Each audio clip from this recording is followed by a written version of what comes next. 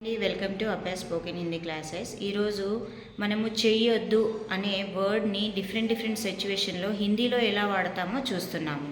So చూద్దామా. First చెయ్యొద్దు అనడాన్ని ఏంటి, మత్ కరో. సో చూడండి, గల్తీ మత్ కరో అంటే తప్పు చెయ్యొద్దు. గుస్సా మత్ కరో కోప్పడొద్దు. అలగ్ మత్ కరో వేరు చెయ్యొద్దు. చింతా మత్ కరో ఆలోచించొద్దు లేదా చింత చెయ్యొద్దు అని అంటాం కదా, సో అది. సో నెక్స్ట్ వన్ వచ్చేసి మాఫ్ మత్ కరో అంటే క్షమించొద్దు. మాఫ్ మత్ కరో అంటే ఏంటి, క్షమించొద్దు. కామ్ మత్ కరో అంటే పని చెయ్యొద్దు. దేర్ మత్ కరో ఆలస్యం చెయ్యొద్దు. కుచ్ భీ మత్ కరో ఏమీ చెయ్యొద్దు.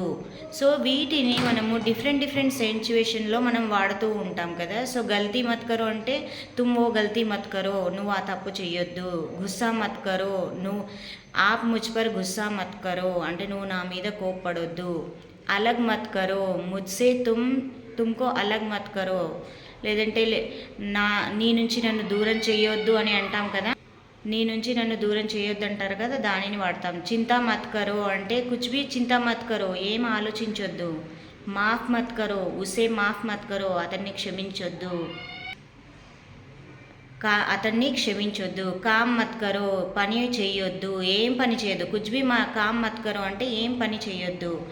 దేర్ మత్ కరో అంటే ఆలస్యం చేయొద్దు. కుచ్ భీ మత్ కరో అంటే ఏమి చేయొద్దు.